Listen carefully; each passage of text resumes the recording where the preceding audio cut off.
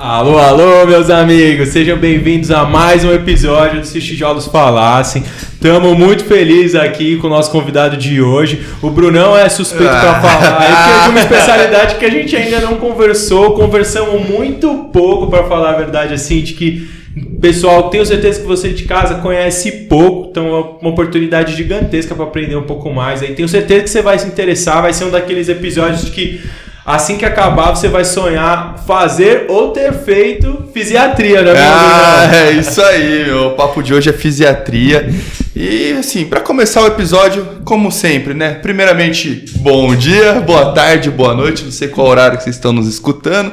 E não sei o que você está fazendo aí na sua casa, mas agora é um bom momento para aprender sobre uma coisa que, assim, para mim, hoje eu tô com o bloco de notas aqui só para anotar, porque o nosso convidado de hoje é uma referência na fisiatria do Brasil, é o Dr. Edu Mello, ele que é formado na Santa Casa, fez faculdade, fez a residência e hoje atua como chefe em outros serviços e vai aqui compartilhar com a gente um pouco dessa sua trajetória, da escolha de carreira e de tudo sobre a fisiatria que é pouco conhecida, a gente vai falar aqui. Boa. Doutor Eduardo, queria agradecer demais a sua presença e queria dizer aí, como é que foi o começo, como é que foi a sua trajetória, como é que...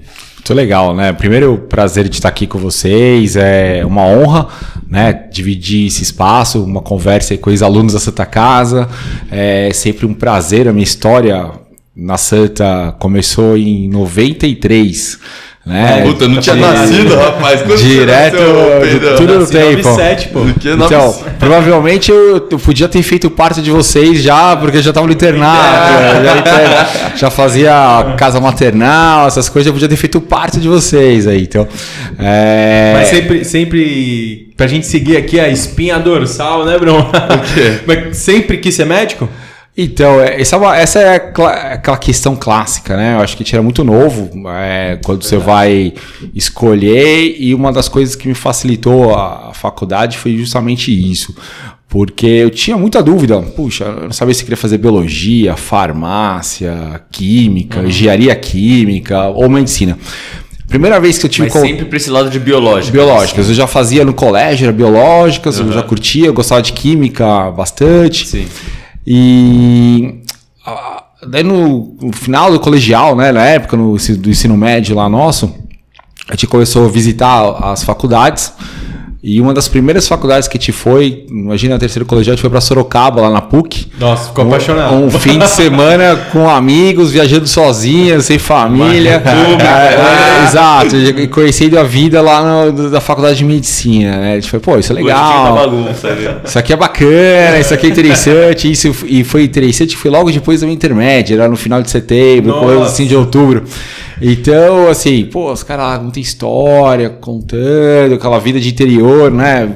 E levaram a gente na faculdade, levaram em todos os laboratórios, até o que não era inicialmente o combinado, mas... O underground. E aí falei, isso aqui é legal, isso aqui é divertido, e eu vou fazer o seguinte, eu vou ter mais calma, vou pensar direito o que eu quero fazer, então eu vou prestar medicina, que eu não vou passar, daí eu vou ter um ano de cursinho e consigo pensar melhor. E aí você tira a pressão, né? É bom. Você tira a pressão e passa, né? Daí você tira a pressão. E aí eu passei. Daí eu passei de primeira. Daí foi interessante que eu passei. Na época, o nosso vestibular da Santa era junto com a FUVEST, então era a Paulista, a Santa Casa e a USP. E eu tinha entrado em Ribeirão pela minha nota, e na Santa Casa seria a outra opção. E aí veio aquele peso, né? A Santa Casa na época era cara, vocês vão rir agora, mas a gente quase fez, no primeiro ano, a gente fez uma greve ali dos alunos para diminuir a mensalidade, porque tinha mega inflação, então a mensalidade subia todo mês, né? E aí vamos deixar em dólar, então vai ficar $200, a gente não fala mais nisso, aumentava, era menos, ou seja, era menos que $200 a nossa mensalidade, né? Então, como você vê que a inflação nesses anos mudou bastante. Nossa Senhora. Mas enfim, saía mais barato eu ficar na Santa Casa, eu morava aqui em São Paulo, em Perdizes, na época, do que sair para Ribeirão, eu tinha 17 anos também, então transporte, aluguel de casa para Ribeirão ficaria um pouco mais caro, então a gente optou, a minha família e a gente acabou optando aqui na Santa. E foi amor à primeira vista, né? No trote lá, chegando lá, pô, a gente ia pro Emiletier lá naquele corredor, a matrícula era lá. E os veteranos já nos pegavam lá, já falava tchau pros seus pais, assim, ó, vocês ficam assinando que é seu filho. Isso. Ele volta um dia, uma hora ele vai voltar para casa, né?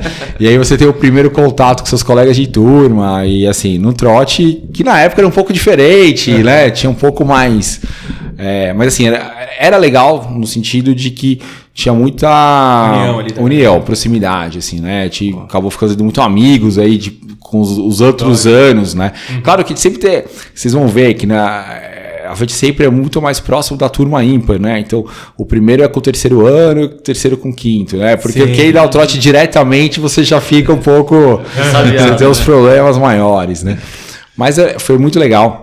E aí começou a faculdade. E aí comecei a faculdade. Já foi aquele cara que vestia a camisa? Como é que foi esse No primeiro dia já comecei eu tenho uma camisa da Santa Casa que eu comprei na primeira camisa. Você tem ainda? Tenho. Porra, mandou uma foto. Vou mandar. Eu usei ontem. Eu tava dormindo com ela ontem.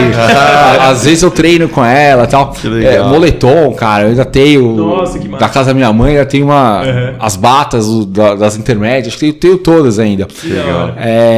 Malha era boa.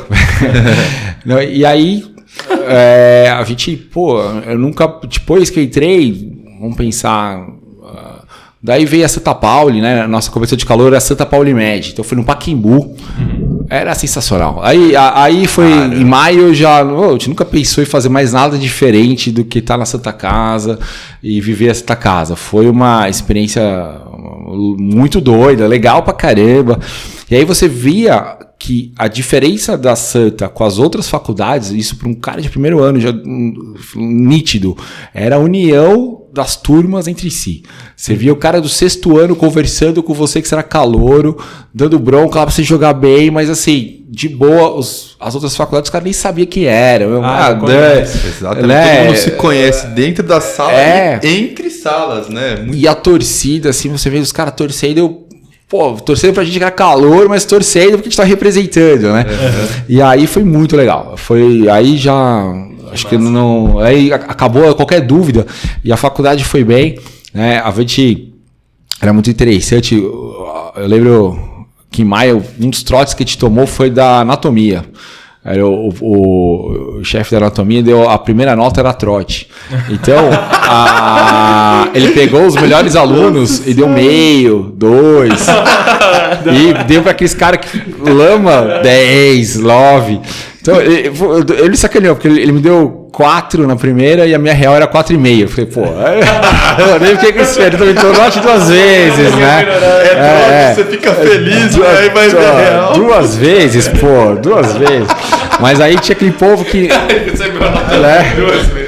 mas aí você imagina aquele povo que nunca tirou uma nota menor que 9 na vida.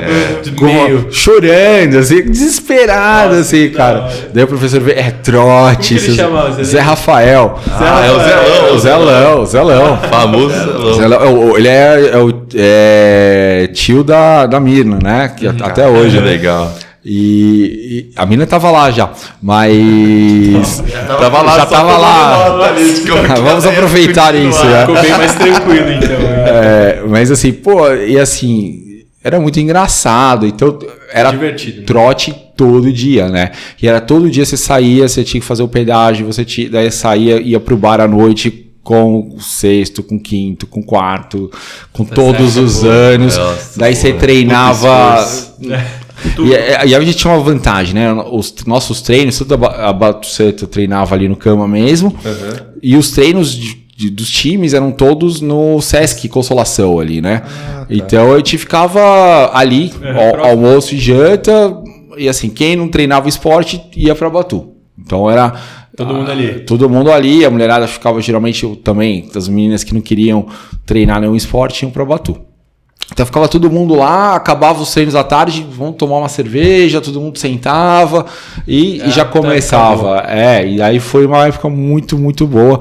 E aí, assim, em paralelo à medicina, claro, a gente sempre, né, no primeiro ano tem umas decepções, mas não sei se ainda tem, mas foi muito legal.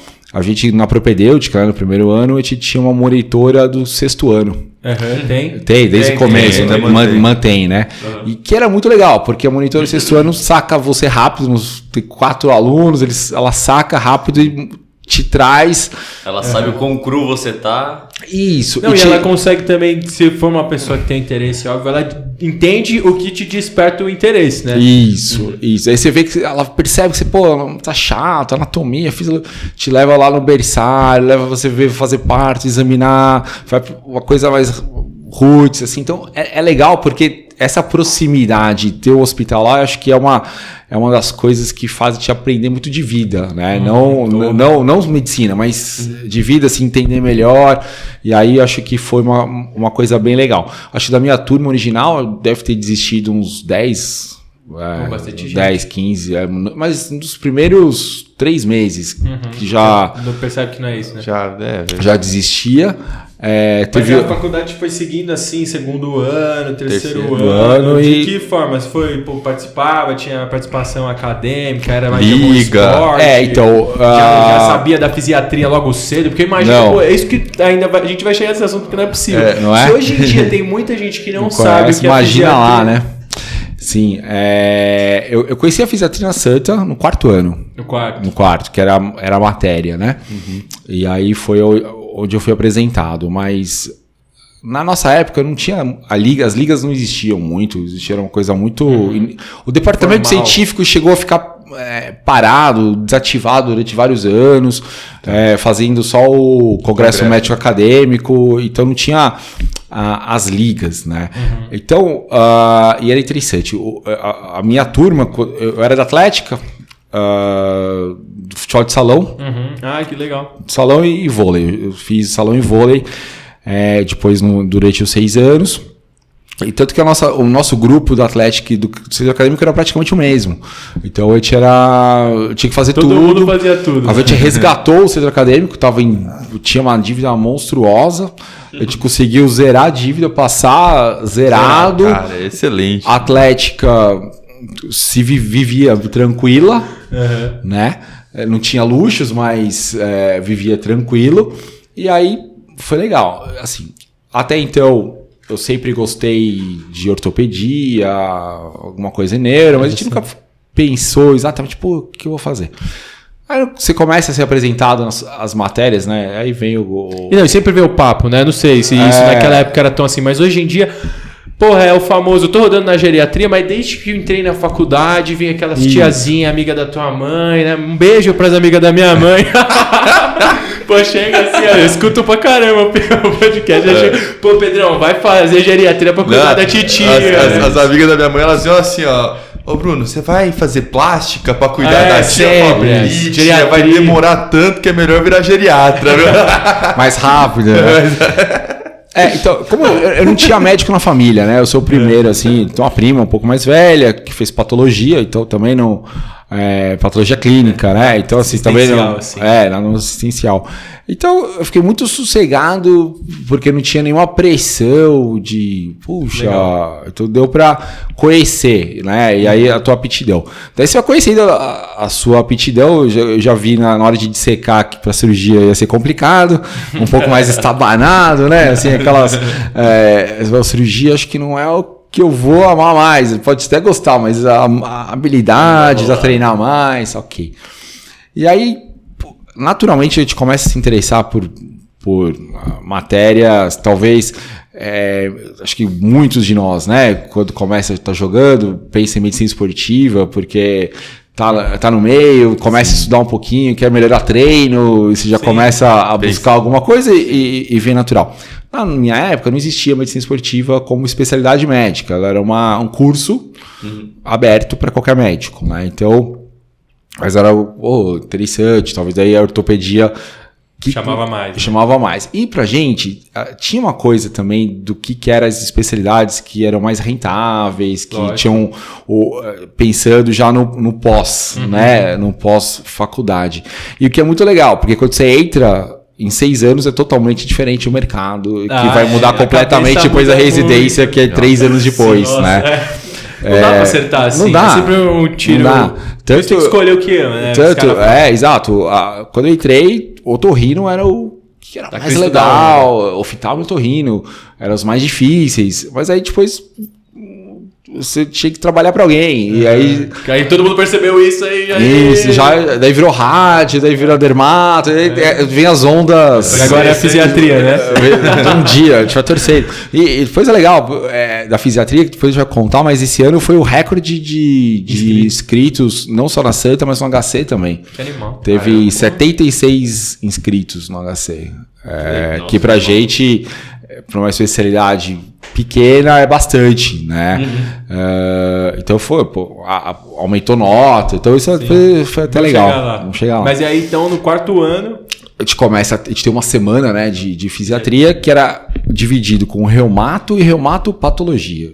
Então era... Puta, foda, hein? É aquela semana... É aquela semana que você fica à tarde na pato, um período de manhã na fisiatria, outro na reumato... E as provas eram as 3 juntas no mesmo dia, né?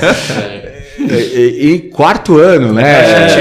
No 4º ano, eu não sei como vocês estão agora, mas o nosso 4º ano era assim, cada semana era uma matéria, né? Era rápido e uma prova a cada 5 dias, né? Então, você não podia faltar. Você não podia ficar doente, porque você perdia 2 matérias, né? Tem que fazer no final do ano e perdeu as férias. Perdeu as férias, exato. Tanto que... Mas tinha já alguma coisa de, sei lá, porque assim, confesso que até pra mim, que a gente já teve uma fisiatria possivelmente já de um modelo talvez um pouco diferente, uma apresentação pro aluno diferente do que deve ter sido na tua época, mas de que já tinha alguma coisa, sei lá, sendo em ambulatório, entender com os olhos o que era fisiatria, ou foi aquela na salinha de aula, matéria? Sala de aula, matéria, e a vantagem que o Dr. Lianza, né, que era o responsável, o diretor, ele era um mega professor, ele deu aula de cursinho, né? Então ele era aquele professor de giz e lousa, né? Raizão. Ele deu 4 aulas que te deixava te apaixonado, assim. Então tinha um bom professor. E aí falou assim, isso aqui é legal, pra caramba. Os professores era aula tudo na lousa, então prendiam a atenção. Então, isso que é legal, né? Porque alguns professores bons conseguem te trazer uma atenção diferente, né? E hoje, claro, para dar aula é completamente diferente, porque você tem que competir com vídeo, atenção. Depois que o pessoal coloca. Exato. Já tá ansioso, não consegue ouvir. Exato, né? E a gente... as nossas aulas eram ali em cima do Zeferino, na sala grande lá do Zeferino, né? E não tinha nem ar-condicionado, calorzão, né? Chegava do treino direto, né? Roupa do treino praticamente. Mas assim, mas eu gostei muito e aí ficou guardado como umas possibilidades. Botou na caixinha. Ficou lá. Aí chegou o internato, cirurgia maravilhoso, daí você começa a ver o estilo de vida do cirurgião no pós e fala assim, será que é isso?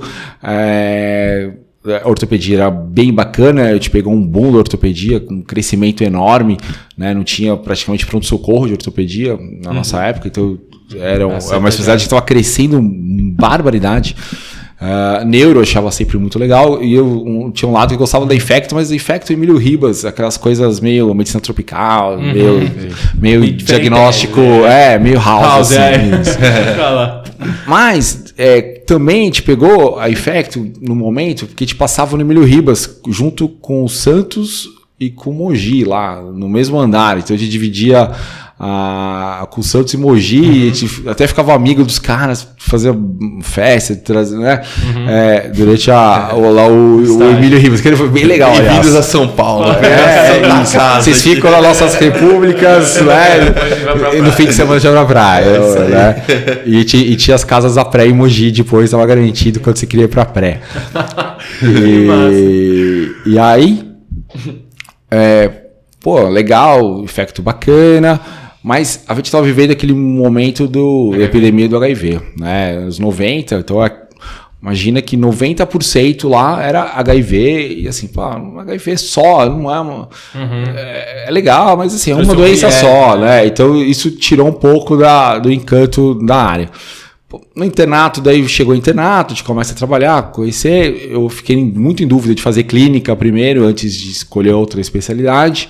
E aí ter uma formação e fazer... Sempre uma boa, ter uma formação de um clínico é diferenciada, né? Afinal, a clínica é soberana, né? Muito mais que isso. E aquela coisa bacana, né? Porque a gente vê que os clínicos aceitam... Pô, no R1 você dá plantão em qualquer lugar, né? Você tem segurança, então a gente tem uma bagagem boa, né? Você perde o medo, né? Perde o medo. 60 casas de cima, isso é bom, não sei se isso é bom. Coragem. Dá coragem. Às vezes ele te deixa muito destemido, que é uma coisa que a gente tem que pensar um pouco, né? Tem um equilíbrio. Equilíbrio, Você tem que saber, não tem que ter medo das coisas, mas tem que saber que o que pode dar errado também é sempre bom, né?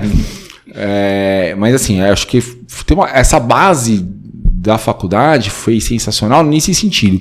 E aí eu decidi a fisiatria quando eu prestei o eletivo, né? Eu tinha o sexto ano, o eletivo nosso era de um mês. Um mês, que era o último mês da faculdade, né? Era pré-formatura. Era um pouco diferente. A gente tinha em outubro, acabava o intermédio, tinha o último rodízio, outubro era o eletivo, novembro era formatura, baile e as provas depois. As provas depois do baile, né? Então a gente já ficava nesse ponto mais tranquilo. Mas aí... Então foi na boca do gol. Na boca do gol. É bom isso, você poder terminar e depois escolher. Você tá sem amarra. Senão faria sentido o eletivo ali, né? Mas foi na Santa? Na Santa. Na Santa. E aí eu prestei residência Santa, Paulista e HC. Eu passei nas três e fiquei, obviamente, na Santa. Por quê? Porque daí começa um pouco da história da fisiatria. Uma das primeiras residências de fisiatria foi da Santa. Se não é a primeira do Brasil, oficial, ela é de 77. Ela foi... Cotolianza de 77. A residência foi criada em 76. Então, lá no mesmo lugar, do mesmo jeito. Então, tinha uma história gigantesca do serviço, né? Mas a fisiatria foi criada como, assim? Da onde surgiu? Imagino que você sabe. Claro, agora eu conheço. A gente foi estudar, né? Veio atrás pouco o que é. Às vezes você faz umas perguntas que você pega o convidado meio despreparado. Não, sem problema. Ou se eu não souber, enrola, aqueles brincadeira. Mas eu te respondo de uma coisa aleatória, né? Muda total assunto. Então, assim, a fisiatria é interessante, porque ela surgiu no Brasil em 54 como especialidade médica oficial. Então, ela surgiu no mundo no pós-guerra, onde você tinha, imagina, pós-Segunda Guerra Mundial, Estados Unidos, Europa, muito sequelados, e não existia nada feito. Voltado para eles. Nada. Então, o que eles pegaram? Pegaram clínicos desses países, principalmente Estados Unidos, na Europa, Inglaterra, muito forte no começo, Itália e França, e vamos fazer assim, vamos criar maneiras, estudar o que pode ser feito para recuperar essas pessoas. Porque a gente tem que pensar que eram muitas pessoas jovens de todas as classes sociais. Então isso é um impacto gigante. Então começou a surgir a medicina de reabilitação. É claro que se pensar em reabilitação veio desde Dom Pedro II, que tem o Instituto de Cegos lá no Rio de Janeiro, na história. Mas não tão bem empacotado. Mas não existia um médico responsável para atendimento. Eram clínicos que atendiam pacientes com lesões. Então, um amputado que atendia era o cirurgião, assim, com um lesado medular, às vezes era um neurologista ou o próprio clínico, mas não tinha um entendimento que existia alguma coisa direcionado para o paciente com algum tipo de dificuldade, né? Então, a fisiatria, o que ela dizia diferente? Talvez ela é a área da medicina um pouco diferente, que trabalha com prevenção, não trabalha com uma doença específica, a gente trabalha com reabilitação das doenças, né? Que é aquele último capítulo do livro, né? Aquele capítulo, aquelas últimas linhas, e a reabilitação é importante. Realmente morre 3 linhazinhas assim, né? Isso, tem 50 medicamentos, aí ó, o exercício é importante, é a última frase também. Estudar AVC, né? Porra, isso, tudo. É isso. Então, assim, é uma especialidade que abrange uma área diferente, porque ela não se encerra em uma doença, que eu acho que foi essa a parte mais interessante que me chamou a atenção, né? Que permitia você trabalhar com dor, trabalhar com neuro, trabalhar com paciente grave, politrauma, de várias maneiras. Trabalhar com criança, com idoso, então ela não se encerrava nela mesma. Então eu acho que isso talvez tenha sido o que mais me chamou a atenção para escolher. E aí, então, o Brasil, como é que ela começou? Na década de 50, a gente estava na epidemia de poliomielite aqui no Brasil. E aí, alguns ortopedistas e clínicos foram para os Estados Unidos estudar, conhecer a fisiatria lá, que era uma especialidade, trabalha com reabilitação, tem bons resultados, então a gente consegue trabalhar com pacientes com pólio, sequela, mas com lesão medular. E os brasileiros foram para lá e voltaram e montaram os serviços. Então, por exemplo, a CD, né, o hospital aqui pertinho, foi criado nesse sentido. Eram ortopedistas de formação, alguns neuros, alguns clínicos que trouxeram, mas com uma roupa aqui muito mais voltada para a pólio, né? E aí foi crescendo. Daí veio a neurofisiologia, que é a eletroneuromografias, né, fazer todos os estudos eletrofisiológicos que a fisiatria fazia muito na Europa e nos Estados Unidos também, e eles aprenderam a fazer esses exames e trouxeram para o Brasil. Foram os primeiros fisiatras que surgiram. Foi no Rio de Janeiro que a sociedade foi fundada como especialidade médica.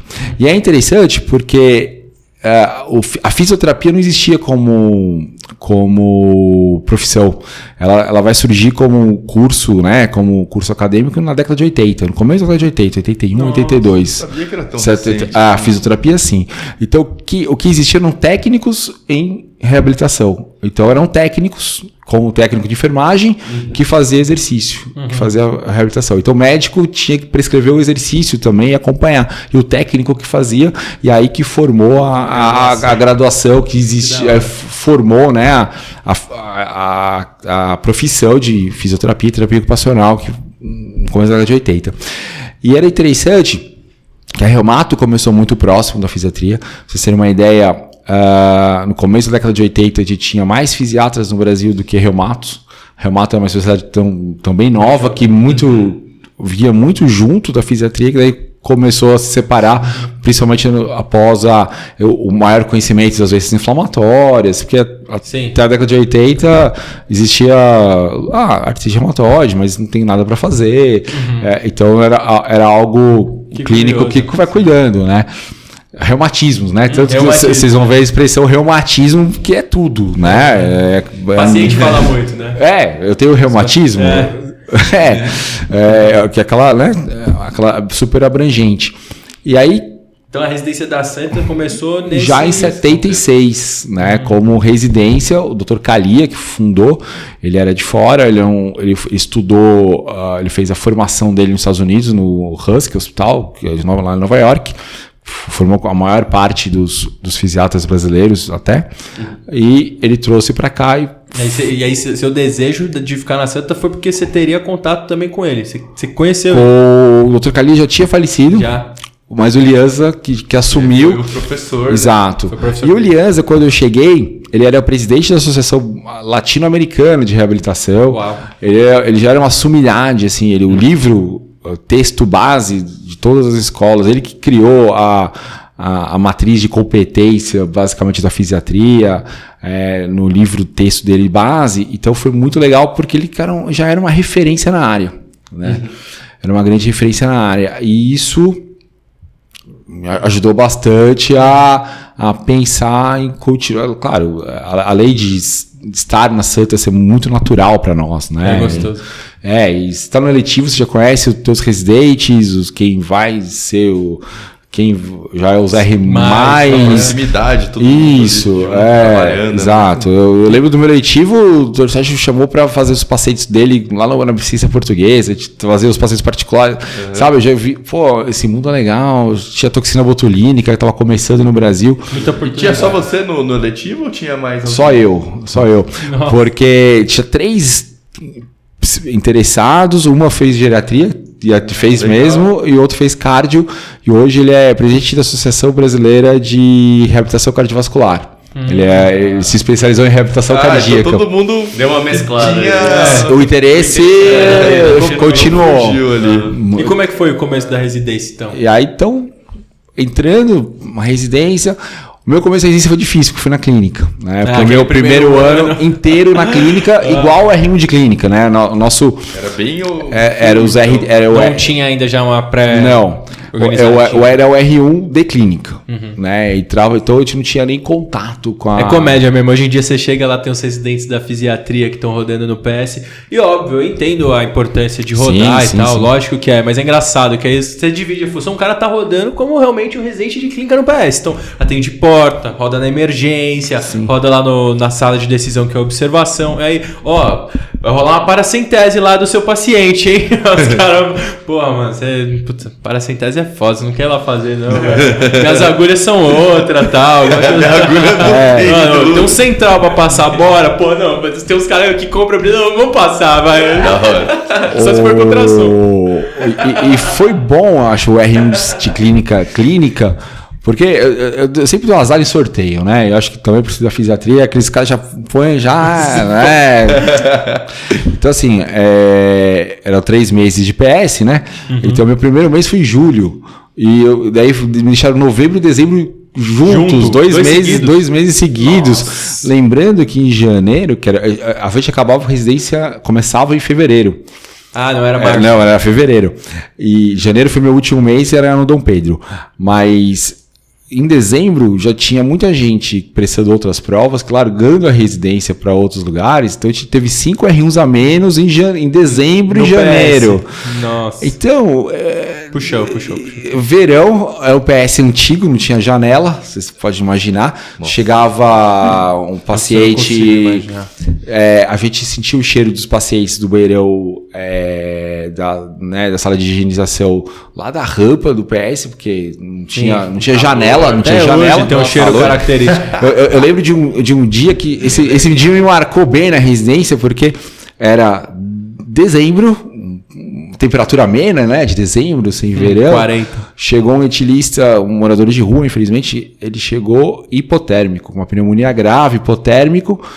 Na hora que coloca ele, aquele monte de piolho, de chato, né, até higienizado, vai para a UTI. A UTI tem que desligar até o ventilador. A gente tem o nosso avental, mais 5 aventais por causa dos insetos. Foco, sabe quando você sua? Parecia que tava na São Silvestre, né? Dá uma olhada. Você sai. Tampa de marmita ali, rapaz. Nossa. Garrafinha, né? E te tocava, tinha a sala de parada, era igual, eu te dividia exatamente igual todos. Mas não mudou muita coisa, não. Então. Foi um aprendizado e foi para ter certeza que eu não queria a clínica. Serviu para isso, né? Foi, porque não, é bacana, mas CR2 de clínica aqui não é para mim. Deu. Mas aí o R2 e o R3 foi fisiatria mesmo. Então. Não, R2 e R3, daí foi o meu primeiro contato. E aí, cheguei. Uma dúvida que eu tenho também foi assim, porque hoje em dia muitas especialidades, até inclusive as que têm acesso direto, você vai falar de neuro, né, tal, os caras vão e muito da especialização, né? Então o cara vai lá, presta neuro, faz porque as clássicas de acesso que nem clínica, cirurgia, você já entra sabendo que você depois vai pensar numa sub, depois até a sub da sub, né? Aquela coisa clássica de hoje em dia, mas até na de acesso direto o cara presta neuro e depois vai fazer, vou me especializar em vascular, vou ficar no PS vendo AVC, vou fazer procedimento, ou eu vou ser o cara do ambulatório, vou fazer doenças sistêmicas, vou fazer cefaleias. Naquela época, na fisiatria, ou até hoje, existe esse tipo de divisão? Então, essa é interessante. Hoje eu me considero um fisiatra generalista, porque eu faço um pouco de tudo, mas com o crescimento da especialidade, nos últimos 15 anos para cá, agora tem área de atuação em dor, você tem uma área de atuação em exame, né, neurofisiologia, então monitorização intraoperatória, você pode fazer exame de eletromiografia, você pode trabalhar com grandes incapacitados, que é a reabilitação do AVC, do lesado medular, geralmente em centro de reabilitação maior. Tem o foco de reabilitação hospitalar, também, então, algumas pessoas que acabam se dedicando mais, e reabilitação esportiva, que é um outro campo, né? Então, foi legal porque alguns dos meus colegas da Santa, inclusive, na época, o Dr. Mário Sérgio, ele era médico da Confederação Brasileira de Desportos Aquáticos, do polo feminino. A gente tinha um médico do taekwondo brasileiro e do tênis, que legal, que eram colegas de residência. Ele foi médico da Confederação Brasileira de Tênis por muitos anos. Ex-aluno do meu Bang, muito gente boa, coreano. Esse foi uma figura, 7º dan de taekwondo. O pai dele é um dos, Caramba, um dos mestre. porque o pai dele é um dos precursores do taekwondo no Brasil. Trouxe de Marília. Sou lutador de taekwondo. Embora o shape agora não pareça, eu sou faixa preta, primeiro dan. Olha lá. Sou, velho. Prazer aí, novidades. O Dr. Gilbert Bang, inclusive ele ficou médico da Confederação, né, de taekwondo aqui no Brasil. Legal. E aí tem a parte também do esporte paralímpico hoje, que existe alguma coisa de esporte paralímpico, hoje tem investimento, né? O Brasil é muito forte, né? Você pode imaginar, eu lembro bem, cara, eu tava já na residência, assim, a Olimpíada da Austrália, Sydney 2000, né? E assim, eu te conheci o médico da Confederação Brasileira, era um fisiatra lá de Natal. Ele levava todos os atletas lá para Natal para treinar 3 meses antes. O que era? Eles ganhavam uma cesta básica, né? Os atletas ganhavam uma cesta básica. 40% dos atletas tinham verminose. Teve uma parcela dos atletas que não pôde competir porque tinham tuberculose. Nossa, imagina as condições. É zero. Né? Então, assim, e a gente ganhava medalha. Sacrifício mesmo. Trabalho muito. Porque o cara, material ruim, não tinha apoio zero. Então, surgiu muita coisa. E hoje já tem o Centro Paralímpico aqui em São Paulo, que é gerido pela equipe de reabilitação mesmo. Tem vários fisiatras lá. Então é interessante porque a especialidade foi crescendo no Brasil e no mundo. Então hoje, nossa referência aos Estados Unidos são 9.000 fisiatras lá, em média. Aqui no Brasil a gente tem em torno de 1.200. Nossa, hoje. eu não acredito. Se a gente pensar a especialidade maior que geriatria, intitulados. É maior? Pô, eu vou fazer geriatria, velho. Porque geriatras titulados não são tantos, se a gente pensar, né? E uma pergunta que eu tenho também, desses fisiatras que tem, tinha um negócio antigamente que você fazia ortopedia mais um ano, não tinha um... Na verdade, o que acontece? Teve um ano que, na década de 80 principalmente, para você ter uma clínica de fisioterapia para a Unimed da cidade, você tinha que ter a fisiatria. Então, muitos ortopedistas e reumatos acabaram prestando prova de especialista em fisiatria, ter o título, mas segundo. Não era para atuar, era para empreender. Assim. Isso, era nesse sentido. Ser liberado para isso. Exato. E eu fui privilegiado porque eu peguei uma transição, que a fisiatria a gente brigava com os fisioterapeutas, porque ninguém sabia o que era, o fisioterapeuta achava que a gente queria invadir, fazer fisioterapia, enfim. E a gente pegou a área da... Muita tecnologia também, né? Tecnologia e medicina baseada em evidências bem nesse começo. A gente ficou cada vez mais um clínico especializado em reabilitação, né? Não alguém que vai fazer exercício. A gente acaba tendo um conhecimento de exercício, de atividade física, de fisioterapia, claro, pela prática de convívio, né? Mas não que te faça isso, né? Então, eu lembro que quando eu fui casar, a minha esposa contou pra minha tia, vou casar, ela é médico, o que ele faz? Ele faz fisiatria. Ela, fisioterapia? Não, é fisiatria, é diferente. Daí ela me vira e fala, é tudo massagista. Né? Então, que é um conceito que as pessoas ainda têm. Assim. Então, aproveitando essa brecha, conta pra gente um pouco o que um fisiatra faz. Lógico que eu sei que é difícil de você resumir, visto que hoje em dia existem as subespecializações, então tem um mercado muito grande. E como é que você foi parar para fazer o que você faz hoje? Isso eu acho que é o o que o fisiatra faz é uma coisa bem diferente do que os outros especialistas fazem, né? Então hoje a gente pode dividir que a especialidade ela foi crescendo e se abrangindo em 2 grandes áreas. Uma que é o pequeno incapacitado, que é a dor musculoesquelética crônica, né? Mas o ortopedista não faz dor crônica? Faz. Só que cada vez mais a ortopedia é uma especialidade cirúrgica, então a gente faz toda essa parte clínica, né, na dor mais crônica, principalmente a musculoesquelética. E os grandes incapacitados, né, que é como a gente vai trabalhar o lesado medular, o sequelado de AVC, a cresca com parede cerebral, o amputado, entre outros. Mas eu acho que o que é interessante, o fisiatra é o médico que trabalha não uma doença, mas ele trabalha as incapacidades resultantes de uma doença. Então, sempre dá o exemplo, né? Eu posso ter um paciente lesado medular que treinou, está reabilitado, faz o esporte dele, ganha medalha na Paralimpíada, mas ele vai prestar um concurso para um trabalho, ele não passa, mas não pode trabalhar porque a rampa não é adaptada na empresa. Isso é uma baita desvantagem. Isso é nosso campo, né? Então, por exemplo, uma doença, hepatite A, não vai causar nenhuma grande incapacidade.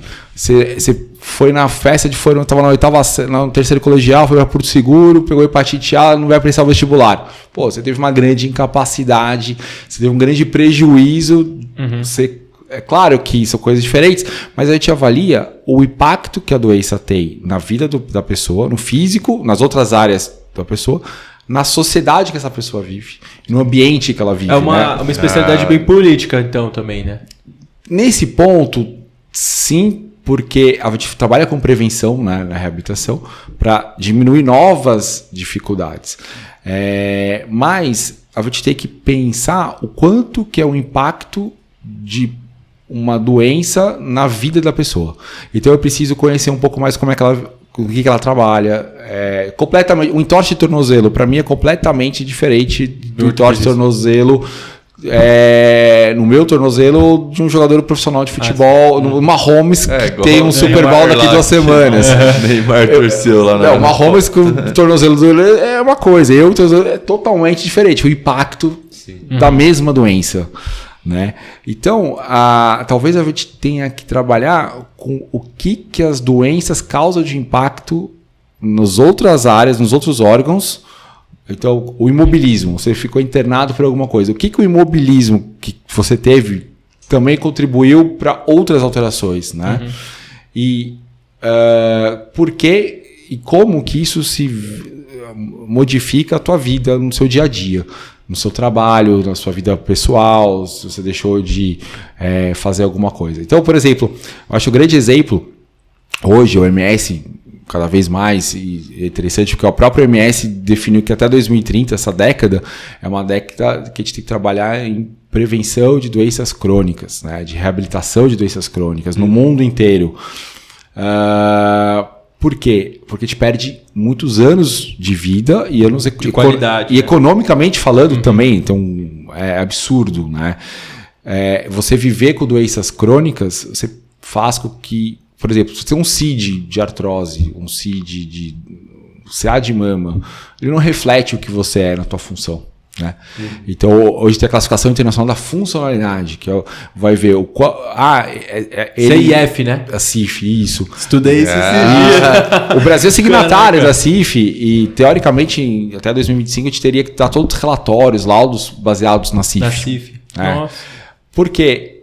Eu tenho um câncer, eu tenho uma lombalgia, uma hernia de disco lombar. Eu posso ter absolutamente nenhum sintoma, nenhum impacto na minha vida, como eu posso... Paraplégico. Exato. Então, e é importante para mim saber se ele voltou a trabalhar, mas ele também tem a atividade de lazer, se ele tem atividade de lazer, como é que ele lida... apoio que ele tem, se ele consegue viajar. Onde ele Exato. Tá. Às vezes a gente vai estudando algumas coisas e você te surpreende, né? Porque a gente sabe que a acessibilidade é complicada, hoje já melhorou muito, mas ainda sabe que no Brasil, em geral, a acessibilidade é algo não muito visto ainda. Não tem nem calçada para Exato. Esburacada, imagina calçada adaptada. Na minha época de residência, a gente fez um estudo de quantos quartos de motel em São Paulo você tinha adaptados. Só tinham 2 na cidade de São Paulo inteiro. 2 quartos? Quartos. Isso não é. A gente fez isso. Quantos quartos de motel a gente tem adaptados para um paciente com alguma incapacidade? Eles não vêm mesmo, não é que eles não vêm porque ele não tem acesso. Não tem acesso. Caraca, não tem para onde muito ir, legal. né? Nossa, esse comentário que você fez, realmente, apesar de ter contato aí com o Thomas, abração também pra ele, que sou fã dele, e ele sempre quase me puxou pra fisiatria na época que a gente morava junto. Ele sempre falou muito, nunca tive a compreensão da fisiatria dessa forma, que, pô, brilhante. Só rápido, por exemplo, dor crônica, né? Você tem uma dor crônica, legal, vou te dar um analgésico, vou te dar um opioide, tá, mas esse remédio vai te influenciar como? O efeito colateral dele no teu sono. Você vai trabalhar com isso? Você vai... Tudo bem, eu tiro a dor, mas eu tiro a dor... Gerando o quê, né? Você vai ficar dormindo e vai ficar sem dor, mas você não é um paciente paliativo, você é um paciente que tem que trabalhar, você tem que viajar. Eu acho que mudam alguns conceitos na medicina, na nossa área. E a gente é muito mais próximo, né? A gente é o clínico do paciente com deficiência, né? Então a gente sempre... É uma definição interessante. E é legal porque essa pergunta é muito boa, porque todo ano o Congresso Americano de Fisiatria coloca Physiatry is more than complete, né? E você vai pondo o que você acha é mais que uma especialidade médica, mais que, né, o que você considera para você. E eu achei isso, é um campo muito grande. Então hoje eu sou muito generalista. Né? Mas você atua como assim, pra gente ter uma compreensão um pouco mais... eu tenho um consultório e lá eu faço pequenos procedimentos guiados por ultrassom, sim, ou eu trabalho na Santa, tenho hospital particular, como é que isso funciona? Então, eu saí da residência, meu primeiro emprego foi no home care. Home care tem pra caramba, é né? legal, meu. Pô. Que daí eu te via que home care era péssimo pra minha especialidade, porque... Eu sou parceiro de residência, né? O Luiz Cláudio. O episódio do Luiz Cláudio aí que não viu. O Luizinho foi meu R+, na clínica. Mas assim, é interessante porque o home care é péssimo pra reabilitação, porque você vai invadir a casa do paciente, ele não tem menor... Primeiro, ele nem saiu de casa para ir atrás. A motivação dele é muito próximo do zero. Então, é um modelo que até hoje a gente discute de reabilitação. O home care... Se é o ambiente adequado. O quanto que o home care não está lá para esconder um paciente crônico, né? Porque o paciente chega lá e a gente tem que pensar umas coisas interessantes, né? Tem o AVC. Acho que é conceito, a gente está brigando isso com a Sociedade Brasileira de Fisiatria hoje, que é um conceito. Tinha um AVC... Que bom, você está vivo, né? O paciente tem hemiplégico, suas dificuldades, ele vai passar no clínico, ele vai falar, que legal, sua pressão está controlada, baixou a sua estatina e está legal, né?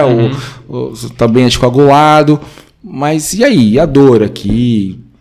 Mas em casa, a gente não sabe exatamente, né? O que é isso. O clínico não sabe o que é uma espasticidade. Então, eu vou te dar um exemplo. O paciente espástico, com uma dificuldade no braço, ele tem maior risco de quedas, ele fratura mais o fêmur, porque ele vai tentar levantar para ir no banheiro, não consegue. Ele tem mais infecção urinária, porque ele não levanta da cama. Não levanta tanto. E ele tem mais pneumonia, porque ele não sai da cama. Então, assim, se tratar o braço, você diminui a mortalidade dele em praticamente 8 vezes, né? Tratando mecanicamente um braço. Sensacional. E mais do que isso, a gente tem o conceito, eu vou fazer fisioterapia. Não, tá certo, é um conceito correto. Por exemplo, quantos fisioterapeutas que trabalham com neurologia você tem hoje no Brasil? Eu vou te falar que vocês têm... No Brasil hoje a gente tem muito mais fisioterapeutas especializados no dermatofuncional, dermato estética, do que na área neurológica. Então o home care esconde isso, sabe? Então deixa uma pessoa às vezes pouco estimulada, o paciente não tem motivação para sair de casa, ele continua deitado no leito. Aí a fisiatria até consegue estar lá, mas é mais para, tipo assim, aplicar o botox no cara que tem, sei lá, avaliar um quarto, avaliar uma órtese e promover saúde. Exato. Não, a gente está cansado de ver assim, olha, pacientes que eu sei que se você não melhorar nada hoje, o teu potencial era muito maior do que você está agora. Só que precisa de motivação e enfim. Sabe o que entra muito com esse assunto? A gente teve uma aula essa semana na residência. Eu posso estar usando o termo aqui de forma inadequada, mas para resumir, que são de doenças neurológicas agudas de mau prognóstico, que é essa questão do AVC, Sim. principal categoria, assim. E aí a gente estava discutindo isso de um paciente, às vezes um idoso já frágil, alguma coisa assim, ou às vezes um cara que chega lá no PS e você desconhece funcionalidade, aí faz uma tonta, um AVC extenso pra caramba, e aí esse cara tá rebaixado, porra, é aquela intuba, não intuba, tal. É assim, intuba, velho. Intuba. Em 72 horas esse cara pode melhorar muito o prognóstico, o Glasgow dele que era de tal sem sedação já começa a melhorar e que realmente com uma terapia adequada de reabilitação, tem diversos relatos, você provavelmente conhece muito mais do que eu ali, né? O R-lixo ali, mas que... É interessante demais porque esse cara sai reabilitado, não necessariamente ele vai sair da porta do hospital direto andando, mas se existir o estímulo para que promova essa reabilitação, o cara muda a vida. Hoje a gente tem conceitos mais modernos de reabilitação paliativa, né? Porque o campo do paliativismo agregou muito, então que é a diferença, né? Paciente de reabilitação, quase 100% deles são paliativos, na acepção do conceito do paliativo, né? São crônicos, né? Mas e tem o quanto que é paliativo, o quanto que é fútil, né? Você tem uma reabilitação de trabalhar a futilidade, né? Que aí você gera gastos, demandas que são, é difícil ainda, né? Talvez a gente esteja atualmente desenvolvendo isso melhor, né? Mas foi isso, eu comecei no home care, daí eu comecei no consultório até de um colega desta casa, o Dr. Krakauer, lá do PS. Nossa, sério? Ele me abriu a porta, massa, falou, você atende aqui e tal, mas pode ter que ser Santo André. Eu falei, tá ótimo. Eu acabei indo pro ABC. Minha esposa, ela era de lá. Ela fez geriatria. Já tava com Não, e aí foi interessante, porque eu conheci ela na Santa, porque ela fez faculdade de Botucatu e ela veio fazer geriatria na Santa, que lá em Botucatu não tinha a residência, né? E ela foi minha R2, eu era da clínica, e eu tava na R1 e a gente acabou se conhecendo lá. Foi. Uau. Tô com uma dúvida aqui, deixa eu passar um caso, né? Mais ou menos isso, né? Isso. No caso com a mesma pessoa sempre. Sim, né? Já não resolveu esse caso? Não, tem aquela visita, tem aquele olhar na visita, né? Troca de olhares, assim. Mas, e aí, enfim... Então hoje eu acabei trabalhando no consultório, consultório desde o começo da residência, e no consultório eu diria que 70% é tratamento de dor musculoesquelética, né? Então lombalgia, cervicalgia, paciente com fibro, entre outras doenças musculoesqueléticas, e 30% eu faço reabilitação neurológica porque eu acabei me especializando muito em uso de toxina botulínica na reabilitação. Tá, então, eu acabo tendo muito paciente com paralisia cerebral, com AVC, principalmente, não só com dor, mas para reabilitação que estão inseridos em programas de reabilitação e em centros de reabilitação. E qual que é a ideia do Botox nesse sentido? A toxina, ela tem um tratamento da espasticidade que é muito importante. A espasticidade é um sintoma, não é uma doença, mas que é muito incapacitante. A gente sabe que o controle dela permite um ganho funcional muito grande, né? A adaptação a ela. Mas aí você aplica onde? Assim? No músculo. No músculo, vai lá. No músculo, que é uma grande vantagem, porque os antiespásticos orais, eles não escolhem o músculo, então todos dão sono. Então o cara vai lá pra física, tá dormindo, assim, não faz nada, né? Então isso atrapalha muito para nós. Então o desenvolvimento da toxina, aqui no Brasil chegou em 95, mudou da água para o tratamento de reabilitação de muito. Mas aí você insere no músculo. No músculo, injeta no músculo. Libera. Daí a toxina vai ter o efeito dela de relaxamento na placa motora.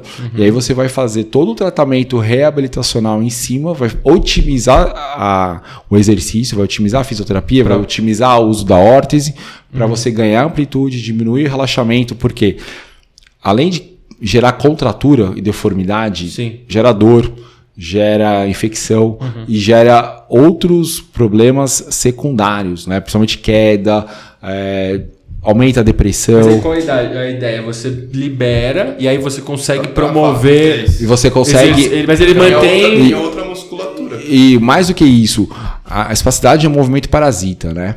Então, quando a gente relaxa ela...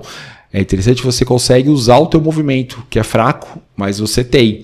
Então, a espasticidade é um paroxismo, porque você diminui a tua força voluntária e ganha um movimento involuntário. Então, você controlando a espasticidade, você volta a estimular Todo e aí, o resto. Daí todo o consegue resto. movimentar o braço? Essa é a ideia, que o paciente, não é claro que o paciente mais grave a gente vai ter às vezes a ideia é só higiênico, é só para poder limpar. Sim. Mas na maior parte das vezes o ganho é funcional, é para você conseguir devolver ao paciente uma capacidade motora. Mas aí você tem que fazer de X desses tempos. É isso que eu ia perguntar. Isso é interessante porque a toxina, apesar de durar 3 a 4 meses no corpo, a gente pode reaplicar nesse período, o ganho que você vai tendo é teu, né? Você vai ganhar. Do momento da Isso. fisioterapia. E provavelmente na próxima sessão eu vou abordar músculos diferentes, com doses diferentes, com ideias diferentes. Porque aquela função você já ganhou. Isso. E Daí você desenvolveu mais. Exato. Ela não é dependente Porque da a toxina. nossa ideia na reabilitação é objetivo funcional, é metafuncional.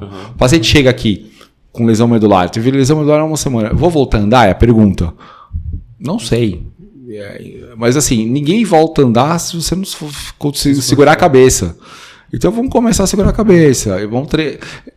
Conforme for melhorando, eu vou pensar no próximo passo. Eu não vou pensar no desfecho máximo mega, mas assim, eu tenho planos de curto prazo, metas, objetivos de curto, médio e longo prazo. E aí a gente vai tendo um padrão. E aí a gente consegue entender e dá para o paciente chegar junto, eu quero isso. Isso eu não vou prometer, não sei se eu consigo. Eu consigo isso, tá bom? Nesse prazo? Isso é interessante. É esse a modulação da especialidade no tratamento. O paciente com dor crônica, eu tenho dor há 12 anos. Vai melhorar amanhã? Provavelmente não. Né? A gente não faz mágica. A gente sabe que existe o efeito placebo, você pode conversar, legal, mas a gente vai fazer um plano, primeiro, para não piorar a tua dor. Legal. Segundo, vamos diminuir o número de crises. Agora vamos diminuir a intensidade. Agora vamos diminuindo cada vez mais a intensidade até... É um trabalho que tem um começo, tem um meio e tem um objetivo funcional. Eu acho que essa é a ideia, né? Acho que é isso que a gente vê de diferente. Fisiatria, Brunão. Tá apaixonado, né? Isso aí, só tô aumentando aí meu encanto pra começar com tudo aí em março, graças a Deus. Nossa, porque eu também tô muito impressionado e acho que também só toda essa conversa mostra a importância do assunto. Assim, eu não sei te dizer números de quantidade de pacientes que existem, mas é um pouco daquilo que talvez reabilitação ou quase todo mundo poderia ter um médico fisiatra. Isso é interessante porque a OMS mede que em torno de 15% da população mundial tem algum grau de incapacidade para alguma coisa, tá? Teria objetivos funcionais. 15% da população mundial. Isso em tempos de sem contar guerra. Covid, então... a gente sabe que hoje 20% dos Covid sintomáticos evoluíram com síndrome pós-Covid, alguns sintomas de Covid longa que são muito incapacitantes. Sim. Fadiga, não é nada diferente de uma poliomielite crônica, ou dos efeitos de uma síndrome pós-polio. É algo que a gente já viu. É síndrome de imobilismo pura, que é o que a gente estuda desde o começo. Perda de massa muscular, esse imobilismo para nós assim é muito claro, né? Teve uma época que falava, fisiatria é o médico do músculo, né? Que trabalha com ninguém estuda músculo, a gente estuda muito músculo, né? Isso é uma coisa interessante. Mas não só, né? Na verdade, muito mais do que só porque o músculo para nós tem um efeito biológico, fisiológico, que é brutal. Né? Brutal. Eu te ver o paciente na UTI, eu vejo aquela sarcopenia, eu sei, o desfecho aqui é pior do que aquele, sabe? A gente consegue, hoje, cada vez mais, né? Vendo a importância dessa parte metabólica do músculo, né? Legal. Mas é legal porque te faz pensar de formas diferentes. É isso que eu acho interessante, porque realmente essa conversa, sei lá, uns 20 minutos, 30 minutos atrás que a gente começou a trazer esses questionamentos conceituais a respeito da fisiatria, realmente é enxergar o paciente e a medicina com... uma visão mais social, né? Não, isso é muito interessante. E mais ampla, né? Por exemplo, é diferente de um paciente com esclerose múltipla que o neuro vai trabalhar muito a parte medicamentosa, certinho, né? E perfeito. Eu vou perguntar como é que tá a parte sexual dele, a parte urinária, a continência, se ele precisa de uma órtese ou não, se a casa dele tropeça, se ele já teve quedas. Eu tenho um enfoque muito maior, não na doença, mas no que a doença deixou de dificuldade para esse paciente, para não deixá-la aumentar. Porque quanto mais parado você fica, mais imobilismo você tem, mais chance de morrer você vai ter. Mais alteração psíquica você vai ter, alteração de sono. E você também está casado com uma geriatra. Ajuda. Putz, milhão de ideias, de discussões, porque rodando na geriatria esse mês as coisas têm totalmente a ver, assim, às vezes um enfoque vai mais para um lado, vai mais para o outro, mas é nessa questão realmente de qualidade de vida. Exato, até a geriatria começou um pouco, uma das fundadoras da geriatria no mundo, a doutora Warren, era uma cirurgiã da Inglaterra, e lá no pós-guerra ela foi encaminhada para uma instituição de idosos, e tinha muita gente. A primeira coisa que ela fez, vamos separar as pessoas pelo seu nível de funcionalidade. Foi a primeira coisa que ela fez, né? Esse aqui eu preciso de 5 enfermeiros aqui, porque aqui é só incapacitado. Aqui eles andam sozinhos, eu preciso de só um acompanhante. Então, foi uma das primeiras sacadas da geriatria, foi pensar na funcionalidade, que é o que te cobra de tudo, né? E aí, claro, a criança hoje, que tem gente que trabalha só com criança, reabilitação infantil, um enfoque diferente do idoso, aqui no ICESP tem um trabalho muito legal da reabilitação lá no Instituto do Câncer do Estado de São Paulo, então, para dor, não só para dor, mas todas as incapacidades associadas oncológicas. Então é muito legal, porque a gente trabalha em hospital. Eu trabalho hoje, tinha perguntado, né? Eu trabalho na Reddor, em alguns hospitais, em reabilitação intra-hospitalar. Eu tenho a oportunidade de estar inserido em algumas UTIs, tanto pediátrica quanto adulto, para trabalhar diretamente com o paciente bem precoce, né? Consultório na Santa Casa, que é um centro de reabilitação de referência público, e alguns outros trabalhos, assim, geralmente associados a consultório, procedimento, assim, né? Mas o grande enfoque, eu brinco que eu sou generalista por isso, porque eu recebo criança, eu recebo idoso, eu recebo dor, eu recebo um pouco de neuro. Acabei não me fechando, eu não faço exame. Eu tenho área de atuação de dor, né? Eu tenho como área de atuação oficial dor. Isso, fiz acupuntura, fiz acupuntura. No segundo ano eu fiz a optativa lá. Na liga, eu tenho acupuntura como segunda especialidade, tudo. Mas a acupuntura, para mim, sempre foi algo mais relacionado à dor, para um complemento do que eu faço no dia a dia. Não como especialista. Eu não me considero aquele acupunturiatra que vai fazer. Exato. Eu uso muito na dor, né? Eu uso muito a acupuntura na fisiatria, não. Entendi. Não Legal, mas uma baita ferramenta. E juntando com um agulhamento seco. Isso. Nessa parte. O Bruno tá gastando. Pô, achei que você ficou quieto até pros seus conhecimentos fisiátricos. Eu fiquei só observando. Tô uma esponja aqui. Hoje foi bom. Porque, é muito importante e ter essa visão, né, do que isso representa, do que a incapacidade representa pro paciente, né? Sim. Então, acho que vem até um pouco daquele subjetivo lá que a gente aprendeu um pouco na medicina de família e tudo mais, a gente avaliar a subjetividade. Então, às vezes, o cara tá lá, atleta, mas ele não tá conseguindo um acesso no trabalho. Então, poxa, o que a gente precisa? E às vezes as pessoas olham externamente uma incapacidade e às vezes trazem coisas pessoais, né? Fala, nossa, mas ele tá assim. Mas não, o que representa pra ele essa incapacidade? Ele fala, não, o que tá me... doutor, que tá me enchendo o saco é porque tá assim o braço, queria que ele esticasse. Se ele esticasse, minha vida é melhor. Pô, legal, então vamos trabalhar isso. Ou então, isso aqui não tá me incomodando muito, mas, putz, a minha dor aqui na lombar, doutor, isso. Você não sabe quantos pacientes com hemiplegia procuram assim, eu quero entrar num casamento com meu filho. Eu quero bater palma no aniversário da minha neta. A queixa, às vezes, é muito interessante porque a gente brinca, né? A gente faz todo assim. O paciente aqui tem diabetes. Cara, não me interessa, assim. Interessa, claro, é importante, mas qual que é a queixa funcional? ele veio aqui por quê? Qual é a sua dificuldade? Sim, eu posso te ajudar. Acho interessante que é exatamente essa impressão que eu tive, né? Que o Bruno tava falando. Enquanto algumas especialidades, não desmerecendo, lógico, mas claro, vão acabar tratando baseado em coisas que o paciente nem tem noção que estão acontecendo com ele. Então, o invisível, trataram o invisível. Eu não sei quanto que tá o meu HB, né? Eu não sinto isso, mas o paciente chega para você com uma queixa e você, né, lida exatamente com o que ele tá se queixando. O que trouxe ele aqui exatamente? Que a nossa formação médica, clínica, é por isso. Então eu tenho um paciente que teve um AVC, mas ele tá indo mal na clínica, na reabilitação, o fisioterapeuta tá aguentando. Eu bato o olho nele, ele tá com anemia. Ele não come, ele não tá conseguindo digerir, tá com disfagia. Preparar o paciente também para estar sendo reabilitado. Exato. Então, por isso que a nossa formação é clínica, né? E é uma formação clínica importante para entender aonde a gente pode atuar, né? Na parte nutricional, no sono, na parte clínica, para que ele consiga. Então, eu estou amputado por diabetes.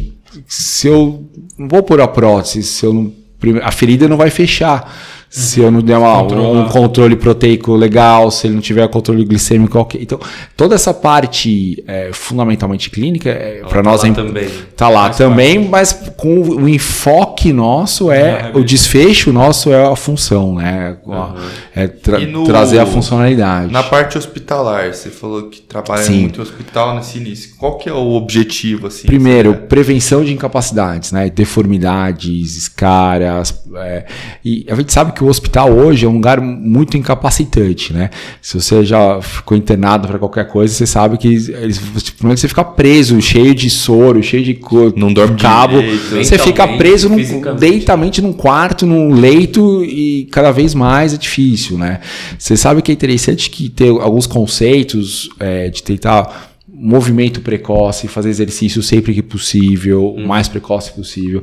Então, por exemplo, se tem um velhinho internado por Itu, primeira coisa, então, né, tua culpa eu vou no banheiro, não, eu pego o seu chinelo, eu levo você, não, deixa ele andar, ele precisa andar, né? Sabe que uma coisa também que é engraçado, que é dessa questão também muito latina, que a gente sim, o cuidado latino, você quer chegar lá e você, não, deixa que, faz aqui no papagaio, vai lá, e a gente não quer. Exato, autonomia, te tira a autonomia, né? Você sabe que alguns lugares, principalmente alguns lugares europeus, a vaga para o deficiente, para a limitação, não é a vaga na frente do shopping. No hospital. No hospital sim, mas não no shopping. Porque ele está indo do shopping para passear, no meio ali, como as outras. Espalhado, como as outras. Porque você quer estimular. A pessoa que está lá no shopping, ela não tem... Assim, até a dificuldade, mas ela está tratada para isso, né? Então, nós latinos, a gente tem uma dificuldade de aceitação de incapacidade, que é gigante. Então, uma das maiores dificuldades que eu tenho é pôr uma bengala para um paciente idoso que está caidor, né? Recusa. A gente ouve até de terapeutas fora, vai viciar. Você não vai viciar porque se você vai cair, vai morrer. Então você não vai dar tempo, né? Vai viciar, né? Eu fico pensando, tá cheirando lá a bengalinha, não vai. Mas assim, diferente de culturas, por exemplo, você vai na Alemanha, o cara tem 75 anos, ele já pega a bengala, tá bem, ele vai o bastãozinho de caminhada e vai fazer tudo. Vai fazer, caminhar na montanha. Isso que a calçada é totalmente plana, não tem um buraco sequer, né? Então assim, é muito da cultura. Chão, né? Mas uma coisa que eu achei legal que você falou das vagas e desse estímulo, que volta lá nessa parte do home care, né? Exato. É um paciente que não teve cortou a ação, né? Então... Exato. Então, nosso papel no hospital é preparar para alta também, né? Então, assim, você vai ter alta, mas como? Tem cama, o banheiro adaptado, o mínimo para você chegar em casa e ficar em casa, né? Quantas vezes vocês vão ver... Fica na cama aí porque não consegue sair. E a gente tem um trabalho interessante com o AVC agudo, que nos primeiros 6 meses após o AVC, você tem uma taxa de reinternação em torno de 25%, 28%. Nos primeiros 30 dias, né, com alta morbilidade, mortalidade, inclusive. Então, porque o paciente vai ficar com mais infecção, ele vai ficar num ambiente de imobilismo, né? Imobilismo pra gente é o que mata. Então assim, o paciente diabético não enxerga direito, é demenciado, se ele consegue ficar em pé e andar, vamos pegar ele, pôr em pé e andar. Isso vai trazer um desfecho melhor, uma qualidade de vida melhor. Então talvez eu esteja cada vez mais trabalhando em prevenção, Sim. sempre, e estímulo precoce, tratamento precoce, para evitar as complicações que a gente já sabe que vai existir numa doença. Nesse contexto, então, entra fisiatria no futuro, assim. Eu vejo cada vez mais, por exemplo, tem pouco fisiatra, então a gente não vai chamar, né? Eu acho que a pandemia nos trouxe toda essa parte tecnológica de telesaúde, que, por exemplo, a gente não tem oncologista no Brasil todo. Ninguém discute que precisa tratar o câncer com alguém que entenda. Especialista. Ninguém discute isso. Por que não vai chamar o fisiatra? Alguém especializado em reabilitação para cuidar de pessoas que têm potencial de vida, né? A gente vê algumas doenças, por exemplo, Alzheimer, quando eu me formei, era engraçado. Era o vozinho esclerosado. Ele falava as coisas groselhas. Não tinha tratamento, não tinha investimento nenhum. Hoje, se falar que deixar alguém sem tratamento de Alzheimer, você está louco. Né? Então, a gente está vendo uma evolução cada vez maior. A Covid no mundo, infelizmente, trouxe um boom de necessidade de reabilitação. Então, alguns países, por exemplo, a Inglaterra, que ficou muito tempo com poucos fisiatras, demandaram montes agora, estão contratando fisiatras. Tem vaga na Itália, Estados Unidos. Amor, escolhe aí depois pra onde a gente vai, onde você quer morar. Assim, criou uma demanda pela especialidade que alertou a isso que provavelmente já existia, mas agora ficou óbvio. Ficou óbvio, né? Quem é que trata isso, a fadiga crônica? Não dá, metilfenidato, mas não melhorou, né? Mas é exercício. O doutor chega na consulta do clínico, o doutor passa uma vitamina. O fisiatra vai exato, eu acho que é isso que a gente tem que trabalhar, porque no clínico, por exemplo, você tem que fazer exercício. Tá, é a mesma coisa eu falar, você tem que tomar remédio. Você tem que melhorar. Você tem que tomar remédio. Né? Exercício. Sim, é uma limitação teórica mesmo. E a gente tem os conceitos errôneos de profissionais de saúde, quanto médico mesmo, que a gente tem um monte de conceito errôneo, que é uma área que a gente não vai a fundo.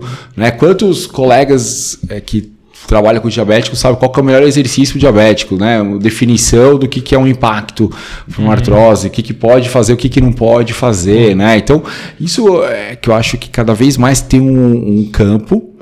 A gente tem sido cada vez mais procurados também por operadores de saúde para fazer gestão de pacientes crônicos, que é uma ideia cada vez maior, porque o médico conhece isso, eu consigo ver a funcionalidade.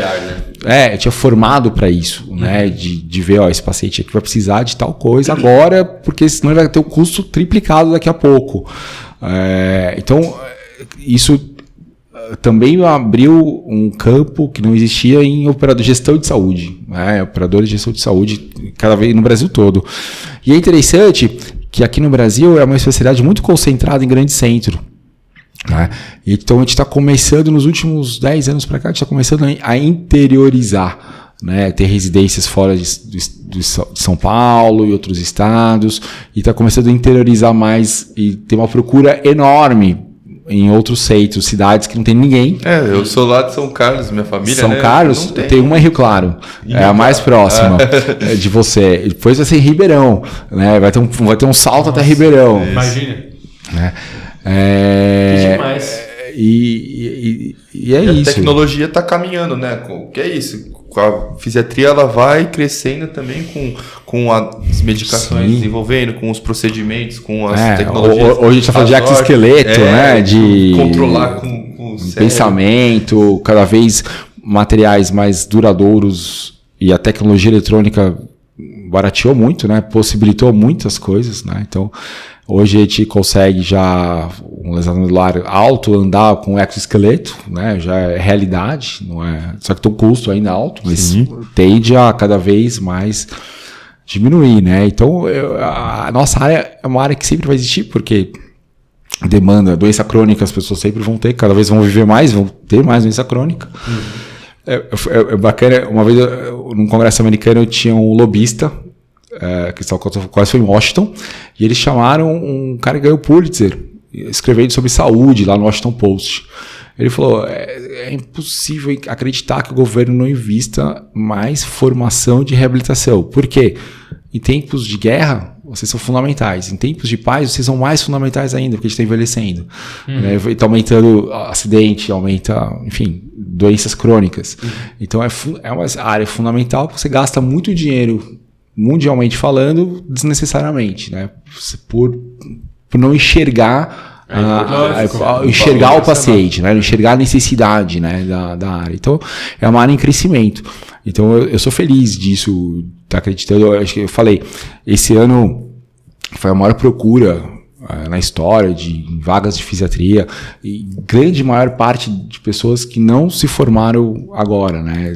Pessoas que viveram a pandemia e viram, eu tô fazendo alguma coisa, mas tá faltando alguma coisa, né? Eu tenho um complemento. Isso eu achei bacana, achei bem interessante. E obrigado você aí por ter vindo aqui pro nosso episódio. A gente já tá chegando ao fim, mas acho que abriu a cabeça. Espero que pro pessoal de casa tenha servido para mostrar realmente não só a importância de valorização de especialidade e tudo mais, mas mesmo pro clínico, pro generalista ou pra pessoa de outra especialidade começar a enxergar o paciente de uma forma um pouco diferente. Então, brigadão mesmo aí. Prazerzaço.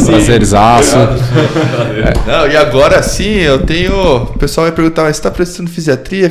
Eu tenho um episódio completo pra você ouvir. Você não sabe o que é. Você que não sabe o que é. Perfeito. E a gente se vê então no próximo episódio. Tchau.